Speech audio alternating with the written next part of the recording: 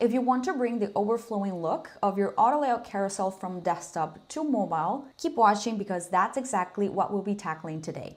Now, just to make sure we're on the same page, what I'm referring to is that when we're working with Auto Layout Carousels on desktop, if we have the Show Adjacent Slides option enabled, then we get to see the slides that are coming out from the sides of the carousel. However, by default, if we go onto the mobile view of those Auto Layout Carousels, we only have the middle slides showing and we don't have the ones on the sides. So if what you're trying to do for your client project is to actually have them peek through like these ones, the code from this tutorial is going to help you get there. Now, this is going to be a very easy customization. We're only going to need CSS, and I already have the Auto Layout Carousel set up in here. Keep in mind that right now I'm working with infinite scroll.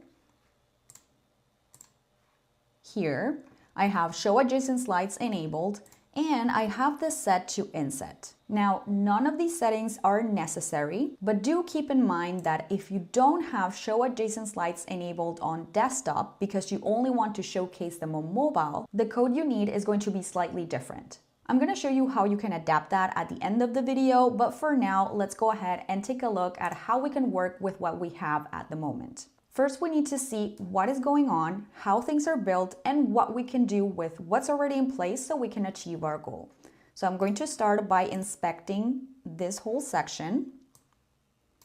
And we're just going to sort of orient ourselves in here inside the structure. So the first thing I land on is this container, which is pretty much creating the grid where our list items are sitting in. So here we have all of the different slides. And again, all of them are sitting within this container, which now I'm going to call the grid container just because this is what's creating the grid. Now, one thing that's interesting about this container is that it's not really expanding across the entire width of the site. We can see that because when I stand over that container, the blue portion only extends to a certain point. What this tells me is that most likely someone is allowing an overflow to happen, or rather isn't cutting off an overflow that is already happening. So if we start from there, that could be the thing that we can modify on mobile to be able to show those adjacent slides as well. However, to figure out which container is making this happen, we need more information. So looking at the element that is directly holding the grid, on the right side, we see a blatantly obvious overflow property set to visible. And if we happen to replace that value with hidden, the adjacent slides disappear. So awesome, this may be it, or at least is one of the factors that may be hiding the slides on mobile. Now keep in mind that this code is actually applying under a media query that has a minimum width of 576 pixels, which means that this is not affecting screen sizes that are below that size. So let's go ahead and put this back as it was. We're going to set this back to visible. And now we're going to take a look at the mobile preview, inspecting the same container to see what happens at this point. So again, here we have our grid container. I'm calling it that just because this is the one that's creating the grid.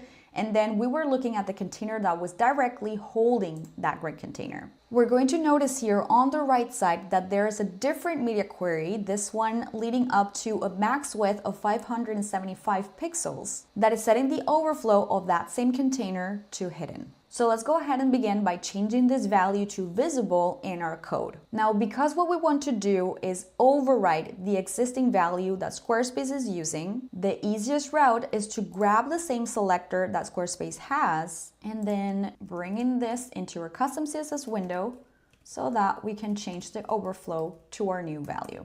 At the moment, it seems like nothing is really happening. So let's go ahead and take a look again inside our inspect element tool. All right, so here on the right side, we see a couple of things. We see the snippet that we currently have inside our custom CSS window with the overflow of visible correctly applied. It's not being crossed off and it doesn't have any issues. We also see it repeated down here, which sometimes happens when you're inspecting code inside the editing mode. So we're going to ignore this for now. And then down here, we see the original code, which is the important part, that is being crossed off. So that means that our value up here is effectively overriding what Squarespace had in the first place. Now, the thing is, we still don't see the side slides, but this is not because the change we made isn't working. It's because of something else. You're going to notice that if we look at the size of the grid container, which is again the container that is holding all of the different slides that we have inside the carousel, and the container we just modified, the slides revealer, both of them have the same size, as you can see by the blue highlight that we have on the screen. However, neither of them occupy the entirety of the space of the website. So if we have the overflow set to visible, but we're still not seeing the slides, where did the slides go? Because again, this container doesn't stretch out all the way out to the website. And if we know that we have more content inside it and the overflow is set to visible, then it doesn't make sense that the content isn't showing unless there's something else at play. So let's take a quick look at where the slides are to see if we can figure out what is going on. If we go back into the grid container and then look at the first slide, we can see that it covers the same space as its grid container. And then if we look at the following slide, here is where we have our answer. The next slide is starting right at the edge of the scroll bar, which is precisely outside of the viewport or the area of the website. So no matter how much we want the overflow to show, there's simply nothing in here to show because the slide is far away out here. So considering how everything is laid out in here and based on the fact that Squarespace is using a transform property to be able to position the other slides in the carousel on mobile, the way that we can actually bring those slides further into the viewport is by simply reducing the space that one of these containers occupy. So since both of them are occupying the same space, and even this one is covering the same area of the website, we can simply target any of them and then reduce their width to force Squarespace to calculate again where the other slides go so that we can see them on the screen. Now, I feel like this was a very long-winded way to explain that we're going to be using max width for this container, but hopefully that explanation was helpful or at least a little bit interesting. So because we're already targeting that same container, we're simply going to go here in our existing code and we're going to give this a max width of our choice. I would personally recommend going with the relative unit, so whether you use viewport width or percentages, that would be the best way to make this responsive. So I'm going to be setting this to something like 80%. And just like that, we can see a little bit of a shift happening on the screen and we get to see some of the slide that is coming here on the right side. Now let's go ahead and do a quick tug of the screen just by toggling between desktop and mobile view. And now we can effectively see how the slides are being repositioned inside the new area that they now have available because we shrunk down the middle container. Now you can absolutely keep things as they are if you like the left alignment, but personally I want to keep the middle slide in the middle. So I'm going to go back into the code and just use in here margin 0 auto to evenly distribute the space on the sides of that middle container. Once we have that set, we can go back, do another quick screen tug, and now we have both the previous slide and the next slide showing for all of the items here inside the carousel. Now just to confirm the first part of the code, if we were to remove that overflow of visible and allow this to go back to overflow hidden, you can see how we no longer have the slides on the sides. They're not going to be visible unless we turn on the overflow again. Okay, so let's remember that we're trying to do this only for mobile.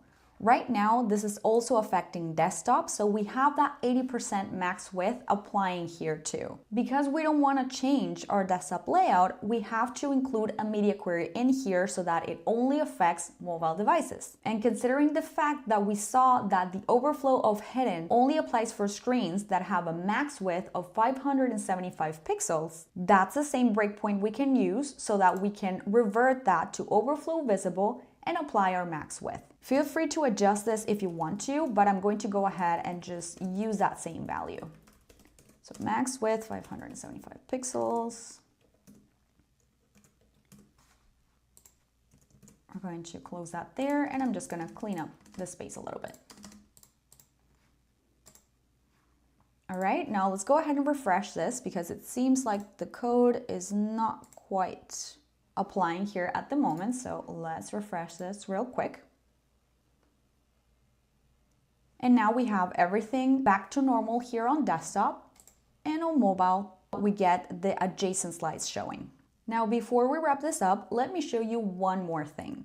As I said in the beginning, if you don't want to have the adjacent slides showing on desktop, but you do want to have them on mobile, your code has to be slightly different. So let me show you what that means or what that looks like. So here I'm going to go ahead and go back into my section, and I'm going to turn off show adjacent slides. So now I'm not going to have them here. I'm not going to have the side slides showing anymore. And then on mobile, you're going to see how the code is not working. And the reason for this has to do with the selector that we're using. So by quickly scanning what it says, we can see that this is targeting the user items list carousel container that has an attribute called data show adjacent slides that is set to true. So based on these keywords, we can assume that if the show adjacent slides option is disabled, this value likely changes to something else in the HTML structure to reflect that option. So let's go ahead and verify this theory really quickly. If we go back into the structure, again, this is the grid container.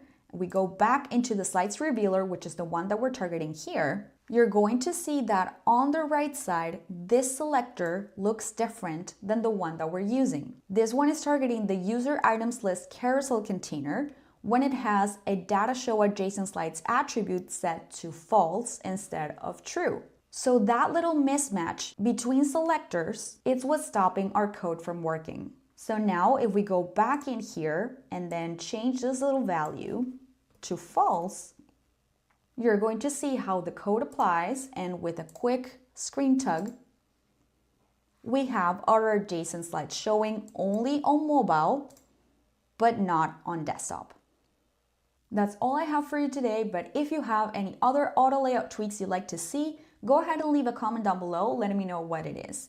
In the meantime, thank you so much for watching, and I'll see you next time.